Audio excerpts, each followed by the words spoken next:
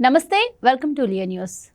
జగన్మోహన్ రెడ్డి సీఎంగా ఉన్న 5 ఏళ్లలో ఆర్థిక వ్యవస్థ ఎంత అస్తవ్యస్తమైందో కూటమి ప్రభుత్వం అధికారంలోకి వచ్చాక అసెంబ్లీలో శ్వేతపత్రాల రూపంలో ప్రజలందరికీ తెలియజేసే ప్రయత్నం అయితే చేసింది. మరి ఇప్పుడు కూటమి ప్రభుత్వం కూడా అధికారంలోకి వచ్చి నెలన్నర దాటింది. మరి ఈ నెలన్నరలో ఆర్థిక వ్యవస్థ ఎలా ఉంది అని తెలుసుకునే ప్రయత్నం చేద్దాం. మనతో ఉన్నారు సీనియర్ పొలిటికల్ జర్నలిస్ట్ సత్యమూర్తి గారు. నమస్కారం సార్. నమస్కారం అండి. సార్, మరి కూటమి ప్రభుత్వం అధికారంలోకి వచ్చి నెలన్నర రోజులు అవుతుంది. మరి ఈ నెలన్నరలో ఆర్థిక వ్యవస్థ ఎలా ఉండింది, ఏం చెప్తారు దాని గురించి? ఇప్పుడు ఆర్థిక వ్యవస్థ ఎట్లా ఉంది అనేదానికి మనం పెద్దగా తర్జన పడక్కర్లా. సామాజిక భద్రత పెన్షన్లు, ప్రభుత్వ ఉద్యోగులకి జీతాలు, రిటైర్డ్ ప్రభుత్వ ఉద్యోగులకి పెన్షన్లు అన్నీ 1వ తారీఖు సాయంత్రం 5 లోపల పడిపోతున్నాయి. దీన్ని బట్టే మనం అర్థం చేసుకోవచ్చు రాష్ట్ర ఆర్థిక పరిస్థితి ఏ విధంగా ఉందో. అంటే మరి 30 రోజుల్లోనే ఇది ఎట్లా జరిగింది అన్న ఆలోచన రావచ్చు. అంటే 30 రోజుల్లోనే అంతా బాగుపడిపోతుందా అని. అంతా బాగుపడిపోవటం అనే విషయం కాదు ఇక్కడ. మనం చంద్రబాబు నాయుడు విడుదల చేసిన శ్వేతపత్రాన్ని మనం పరిశీలిస్తే అందులో ఖచ్చితంగా 11 లక్షల కోట్ల రూపాయల అప్పు ఉన్న విషయం స్పష్టంగా అర్థమవుతున్నది. ఇప్పుడు అంత అప్పు ఉన్నది, అప్పులు తీర్చాలి కదా, అప్పులు తీర్చాలి, అభివృద్ధి చేయాలి. ఇవి చేయాలి అంటే మళ్ళీ ఏం చేయాలి? మళ్ళీ అప్పు తెచ్చుకోవాలి. జగన్మోహన్ రెడ్డి చేసిన పని అదే కదా. కానీ చంద్రబాబు నాయుడు ముఖ్యమంత్రి అయిన తర్వాత ఏంటి అంటే ఆర్థిక క్రమశిక్షణ అలవాటు చేశాడు. ఆయన వచ్చిన రోజు నుంచే ఇదిగో మనకి ఎంత వస్తున్నది, ఎంత మనం ప్రజలకి సంక్షేమం కింద ఎంత అందివ్వాలి అనేది ప్లానింగ్ ప్రకారం చేస్తున్నాడు. కాబట్టి ఆయన వచ్చిన 14 రోజుల్లోనే సామాజిక భద్రతా పెన్షన్లు 1వ తారీఖు పడిపోయినాయి, ప్రభుత్వోద్యోగుల పెన్షన్లు 1వ తారీఖు పడిపోయినాయి, ప్లస్ ప్రభుత్వోద్యోగులకి జీతాలు కూడా 1వ తారీఖు పడిపోయినాయి. ఒకసారి అంటే ఏదో వేశాడని చెప్పి వైసీపీ సోషల్ మీడియా వాళ్ళు అయితే ఏదో ప్రచారం చేశారు. మరి ఆగస్టులో కూడా అన్నీ సిస్టమేటిక్గా పడిపోయినాయి. అసలు ఇంకొక విషయం ఏంటి అంటే ఈ శాలరీలు పెన్షన్లు ఇవి పడటమే కాకుండా ఆంధ్రప్రదేశ్ ప్రజలందరూ గర్వంగా చెప్పుకోవాల్సింది ఏంటి అంటే ప్రతి మంగళవారం రిజర్వ్ బ్యాంక్ దగ్గరికి వెళ్ళి జగన్మోహన్ రెడ్డి, అప్పటి ఆర్థిక మంత్రి బుగ్గన రాజేంద్రనాథ్ రెడ్డి చేతులు కట్టుకొని ప్రభుత్వ ఆస్తులు తాకట్టు పెట్టి సెక్యూరిటీ బాండ్లు వేలం వేసుకొని 1000 కోట్లు 2000 కోట్లు అప్పు తెచ్చుకునేవాళ్ళు. మొట్టమొదటిసారి 5 సంవత్సరాల తర్వాత రేపు మంగళవారం జరిగే సెక్యూరిటీల వేలంలో ఆంధ్రప్రదేశ్ పార్టిసిపేట్ చేయట్లేదు. ఇది చాలా మనం అంటే ఆర్థిక క్రమశిక్షణ ఉన్న నాయకుడు రాష్ట్రానికి ముఖ్యమంత్రి అయితే ఏ విధంగా ఉంటుంది అనే దానికి ఇది ఒక చిన్న ఉదాహరణ. చిన్న ఉదాహరణ ఏం కాదు, చాలా పెద్ద ఉదాహరణ. ఖజానా మొత్తం ఖాళీ చేసి అణా పైసలతో సహా నాకేసి వెళ్ళిపోయిన జగన్మోహన్ రెడ్డి ఒక్కసారి రిజర్వ్ బ్యాంకు వాళ్ళ ఇండెంట్లో ఆంధ్రప్రదేశ్ లేదు. ఒక్కసారి జగన్మోహన్ రెడ్డి దీన్ని చూసుకోవాలి. ఛత్తీస్గఢ్ వెళ్ళింది, హర్యానా, హిమాచల్ ప్రదేశ్, జమ్మూ కాశ్మీర్, కేరళ, మధ్యప్రదేశ్, మహారాష్ట్ర, పంజాబ్, తమిళనాడు, తెలంగాణ ఈ రాష్ట్రాలు సెక్యూరిటీ బాండ్ల వేలంలో పార్టిసిపేట్ చేస్తూ ఉన్నాయి. మనం చూసాం ఆంధ్రప్రదేశ్ ప్రభుత్వం జగన్మోహన్ రెడ్డి హయాంలో ఎక్కువ ఇంట్రెస్ట్ రేటు ఆశ చూపించి తెచ్చుకునేవాళ్ళు డబ్బులు. ఇంట్రెస్ట్ ఎంతైనా పర్వాలేదు, టెన్యూర్ ఎంతైనా పర్వాలేదు, తాకట్టు పెట్టడం అప్పు తెచ్చుకోవటం, తాకట్టు పెట్టడం అప్పు తెచ్చుకోవటం, ఆ అప్పు తీసుకొచ్చిన డబ్బుల్ని ఇక్కడ పలహారం చేయటం. ఇదే పని 5 సంవత్సరాల పాటు అప్పుడు ఆర్థిక మంత్రి బుగ్గన రాజేంద్రనాథ్ రెడ్డి విసుగు విరామం లేకుండా చేశాడు. ఈ రోజున మొట్టమొదటిసారి సెక్యూరిటీ బాండ్ల వేలంలో ఆంధ్రప్రదేశ్ పేరు లేదు. అంటే మనం ఇక్కడ అర్థం చేసుకోవాల్సింది ఏంటి అంటే చంద్రబాబు నాయుడు ఆర్థిక క్రమశిక్షణకి ఎక్కువ ప్రాధాన్యత ఇస్తాడు. ఆయన టైంలోనే ఈ బిల్స్ అన్నీ కూడా first come first served rules పెట్టడం. ఎవరు పని చేసిన వాళ్ళు కాంట్రాక్టర్లు బిల్లు పెడితే ఎవరైతే ఫస్ట్ బిల్లు పెట్టారో ఆ బిల్లుని క్లియర్ చేసిన తర్వాత ఇంకొక బిల్లు ఇస్తారు. First come first served. దీనికోసం ఒక సిస్టమ్ పెట్టాడు ఆయన, ఫైనాన్షియల్ మేనేజ్మెంట్ సిస్టమ్ని పెట్టాడు.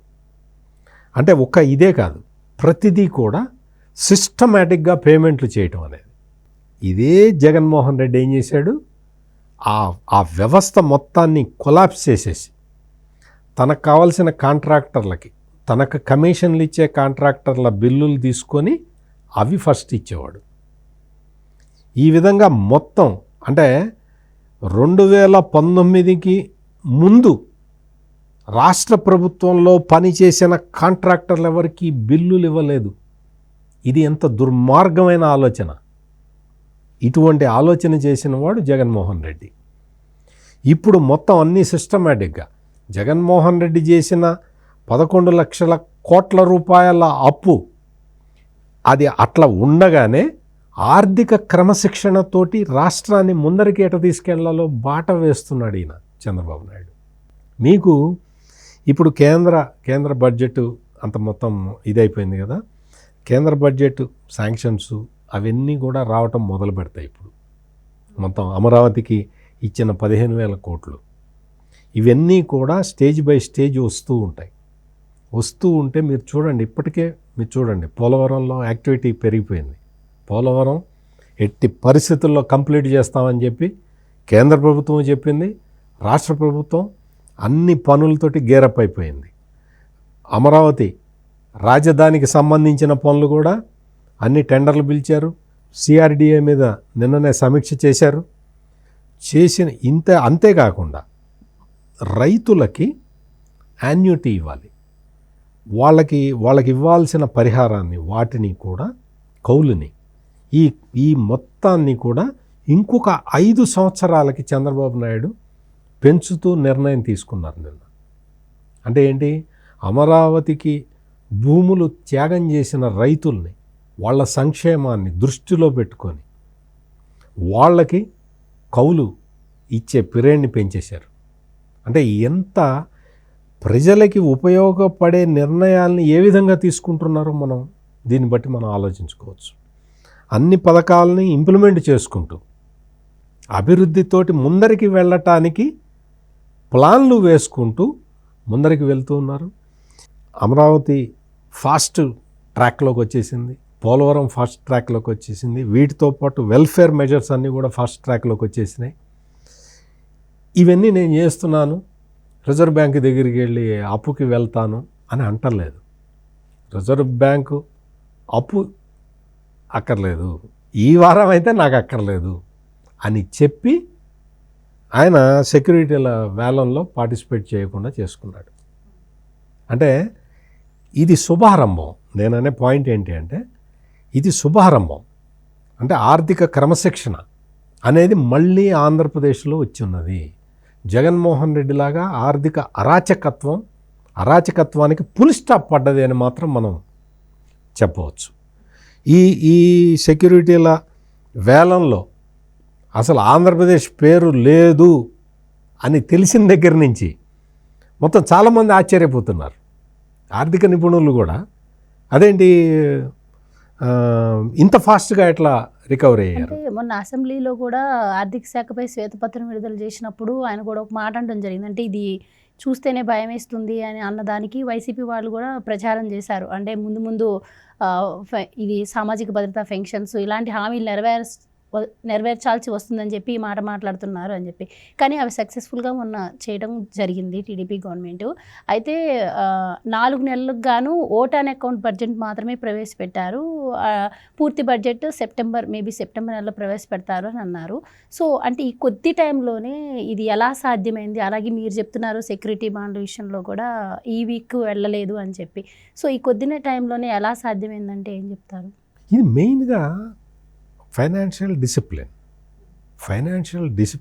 ఇప్పుడు రాష్ట్ర ప్రభుత్వం అదేదో ఒక చిల్లర దుకాణంలాగా నడపకూడదు. దాన్ని ఒక సిస్టమేటిక్గా కొన్ని వ్యవస్థలను పెట్టి దాన్ని మేనేజ్ చేయాలి. అది చేయటం వల్లే ఈ ఆర్థిక క్రమశిక్షణ వస్తుంది.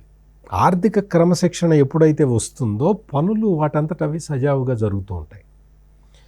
మీకు ఇక్కడ పనులు ముందరికి వెళ్ళటమే కాకుండా పని చేసిన వాడికి బిల్లులు ఇవ్వాలి కదా. ఆ బిల్లులు ఇచ్చినప్పుడే కదా పనులు ముందరికి వెళ్ళేది. అంటే ఇవన్నీ కూడా ఇంటర్లింక్డ్ ఉంటాయి.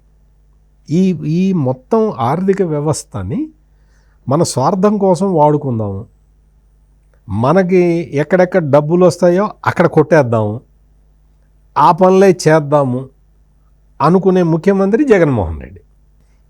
అట్లా కాదు, మనకి ప్రజలకి ఏది మేలు కలుగుతుందో ఏది ఉపయోగపడుతుందో అది చేద్దాం అనుకునేవాడు చంద్రబాబు నాయుడు. అందుకనే ఈ తేడా స్పష్టంగా కనపడుతున్నది ఈ ఆస్పెక్ట్లోనే. ఇప్పుడు రాష్ట్ర ప్రభుత్వం అంటే గత జగన్మోహన్ రెడ్డి ప్రభుత్వం చేసిన అప్పులు ఇప్పుడే తీరే అవకాశం కూడా లేదు. ప్లస్ పాత బిల్లులు ఉన్నాయి, బకాయిలు ఉన్నాయి. నేను చెప్పాను కదా 2014 నుంచి 2019 వరకు పనులు చేసిన కాంట్రాక్టర్లకి బిల్లులు పెండింగ్ ఇప్పటికీ ఉన్నాయి. వాళ్ళందరూ కోర్టుకు వెళ్ళి కోర్టు ధిక్కార పిటిషన్లు కూడా వేసి ఉన్నారు. వాళ్ళకు కూడా జగన్మోహన్ రెడ్డి ఇవ్వలేదు. అవన్నీ సాల్వ్ చేసుకోవాలి. ఇది మామూలు విషయం కాదు ఇది. అందుకనే చంద్రబాబు నాయుడు ఆయన అన్నది ఏంటి అంటే, ఈ జగన్మోహన్ రెడ్డి చేసిన లూటీ చూసి భయం పుడుతున్నది అన్నాడు ఆయన. దాన్ని social media, YCP social media వాళ్ళు తిమ్మించేసి ఈయన సంక్షేమ పథకాలు ఎగ్గొట్టడానికి ఆయన అంత భయం పుడుతుంది అంటున్నాడు అన్న. ఆయన భయం పుడుతున్నదని చెప్పింది జగన్మోహన్ రెడ్డి చేసిన లూటీని చూసి. అసలు ఇంత లూటీ చేసి అసలు మనిషి ఎట్లా బయటకు వచ్చి ఎట్లా అబద్ధాలు చెప్తున్నాడు అనే దానికి ఆయన ఆశ్చర్యపోయింది. ఇప్పటికీ సోషల్ మీడియాలో పెడుతూనే ఉంటారు కదా, చంద్రబాబు నాయుడు ఆ పథకం ఎగ్గొడతాడు, ఈ పథకం ఎగ్గొడతాడు, ఆ పథకం. కంగారు పడద్దు, అన్ని పథకాలు వస్తాయి, అన్ని గైడ్లైన్స్ రెడీ అవుతున్నాయి, సిస్టమేటిక్గా వస్తాయి. 1వ తారీఖు సామాజిక భద్రత పెన్షన్లు ఇచ్చేశారు కదా. వైసీపీ సోషల్ మీడియా ఒక పోస్టర్ తయారు చేసి ట్రోల్ చేస్తున్నది. ఏంటిట, జగన్మోహన్ రెడ్డి హయాంలో ఉన్న పెన్షన్ల సంఖ్యని చంద్రబాబు నాయుడు తగ్గించాడని చెప్పి ఒక అసత్యమైన దీన్ని ప్రచారం చేస్తూ ఉన్నారు. అంటే మొదటి రోజున 97% మందికి పెన్షన్లు. ఇప్పుడు మనకు కూడా తెలుసు, గవర్నమెంట్ మారిన తర్వాత కొత్తగా ఏమన్నా దరఖాస్తులు తీసుకున్నారా, కొత్తగా ఎవరినన్నా తీసేశారా? తీయలేదు కదా. తీసేస్తే గగ్గోలు పెడతారు కదా జనం. పెన్షన్లు తీసేస్తే అందరికీ తెలుస్తుంది కదా. లేదు, కొత్త పెన్షన్లను చేర్చినా అందరికీ తెలుస్తుంది కదా. జగన్మోహన్ రెడ్డి ఎవరికైతే పెన్షన్లు, సామాజిక భద్రతా పెన్షన్లు ఇచ్చాడో వాళ్ళందరికీ ఇస్తున్నారు కదా.